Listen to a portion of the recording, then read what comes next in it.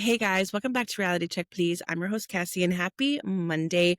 We are back from vacation. I am so happy that we are back. You have no idea. I missed you guys so much. I know that I kept you guys up to date with the little that I was keeping in touch with online. And I know I gave you guys some reality checks throughout the week. And thanks so much for showing up, for popping up in the comments. I know that so much has happened. It's crazy.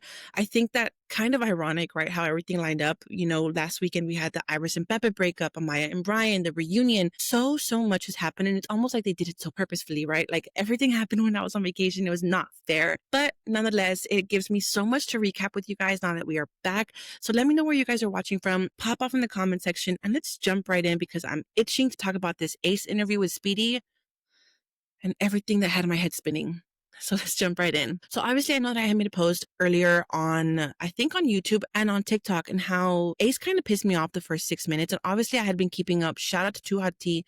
They kept me so in the loop while I was on vacation. It's not even funny. I saw some clips being pulled from the interview and I was like, I don't respect the way he's shading Nic and Olandria. I don't like certain things that he was saying were just coming off like such a hater. And I prefaced these videos by saying I have not watched the full video, right? I'm like recapping based off of what I'm seeing in these clips. However, my intent, was to take these last few days that we've been off since being home in reviewing the entire footage. And I've done that. And obviously I know I said that the first 6 minutes pissed me off because he started off saying he was very private leaving the villa and he didn't go on any podcast because he didn't need his 15 minutes of fame. And, he obviously wanted to address everyone at the reunion. However, he chose to come out of the reunion not standing on business when it came to Nic and Olandria, when it came to Taylor, and ran his mouth on a podcast after the fact so nobody could hold him accountable. I thought was bullshit. Then another part that really pissed me off early on was when he said that, he wasn't there for the money. He wasn't there for the clout or whatever because he already had a following. That was my biggest thing. Obviously last season, season 6, a lot of these people may have been models. They were not influencers. We had Jeremiah this season who had 44 followers on TikTok. He was doing book reviews. Then we had Ace, full-on influencer. Speedy said that he was the only person that he recognized on this cast, and that I think says a lot. I think Ace said that he came in with 1 million followers on TikTok or on Instagram, and so he already had a following. It rubbed him the wrong way when other people were talking about what's your following count, and obviously he was talking about Jeremiah because he referenced Jeremiah in the reunion when he said, you were talking about, when we went or when we come out of this and like the brand deals and like the following that you're going to get. Obviously you cannot, it upset me because he signed up for the show. Nobody signed Ace up. Okay. Unless these people reached out to you, even then you had to go through the whole process. Cause Ace said I went through a whole panel of interviews and like applications and all this stuff to get to day 1 of filming. He knew what this was going to come with. And so he contradicted himself at the very end, and we'll get into it in a little bit. But I think the biggest downfall of this season was that they mixed people like Huda, and no shade to Huda. She was already an influencer. She was a gym influencer going into this with people like Jeremiah, with people like, no shade to Olandria, but people like Olandria.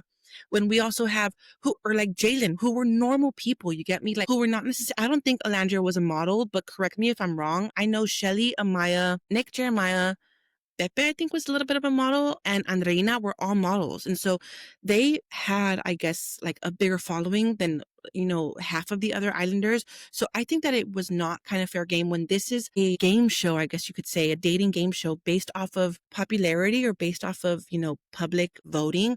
When you have someone like Ace who has 1 million followers on his platform, obviously they're going to have a huge following fan base behind him to push him through or advance along the season, which I think was kind of like messed up to begin with, but whatever, let's move on. He even said that he was very aware of how the internet was going to react. They're either going to react very good or very negative, like very positive or very negatively, because he was aware of how the Love Island fans were. So it's funny how he wants to dog on Jeremiah, and although now he speaks so highly of him, but he wants to dog on Jeremiah for going in, I guess, very aware of like him leaving with a huge following. When Ace even said it on this podcast that he was very aware of how the Love Island fans were going to react to the way the Islanders were moving within the villa, which I thought, okay, you're contradicting yourself here. Then he said something kind of what pissed me off being Mexican. He says he's half Mexican, and good for him. So that was his reasoning.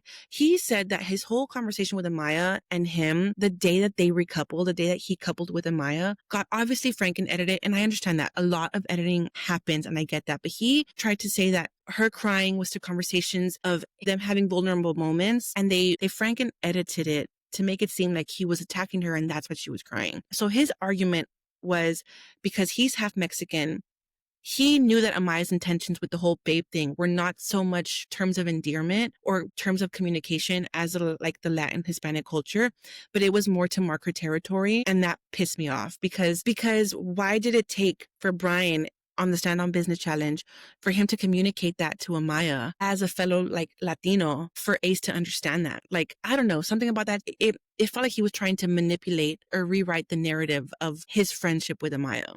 Pissed me off. Then Speedy asks him about like who are the most genuine relationships to have come out of the villa. Obviously, Huda did not finish off in a couple.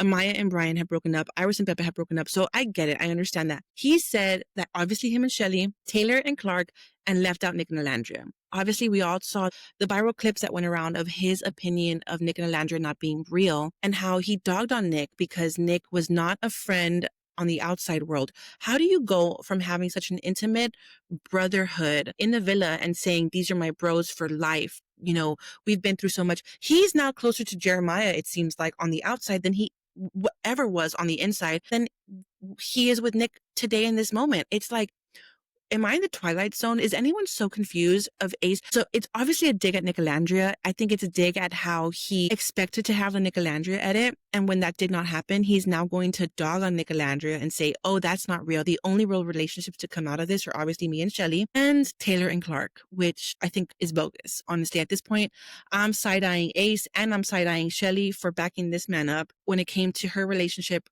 and her friendship with Olandria. Now it's all making sense. If you guys saw the video that I made earlier last week, when I think it was a short video, when they were on the Vanity Fair panel and she calls Taylor, she got the question, something was asked to her along the lines of like, call one Islander who's not on this panel that you know will answer. She called Taylor and she was like, hey, bestie. And then we pan over to Olandria and Olandria's like, this is so awkward, right? And I get it. Nic has come out to say that him and Taylor are very close.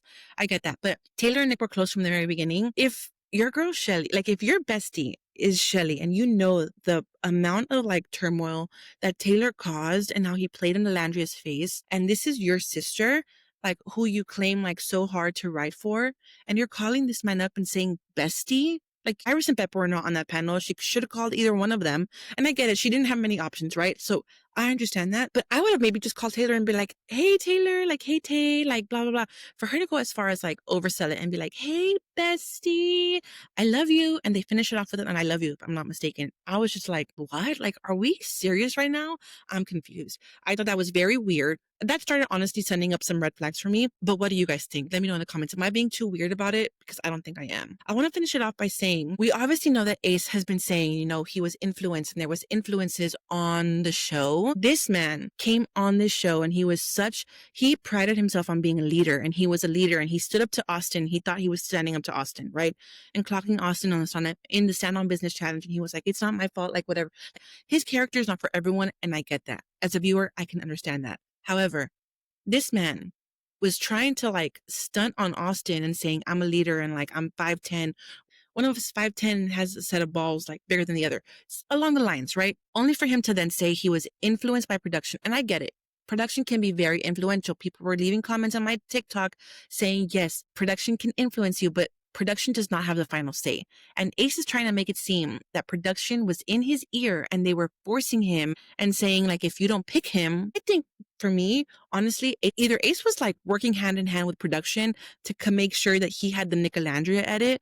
And when he realized that he did not have the Nic and Olandria edit, he's now like, F you production. I'm calling you out. I'm saying like everything for it to play in my favor and screw you. Because I think he thought if I buddy up with production and do what they want, they're going to give me the best edit, or they're going to give me Shelly the best edit, or they're going to get us to the finale. No, bro. The fact that they convinced you to leave Huda on the show should have been the first red flag that they want to see her advance more than they want to see you advance. So you played yourself, homie. And he, I think, should be very careful because like you guys have been in my comments also saying he is teetering the line with breaking his NDA if he hasn't already.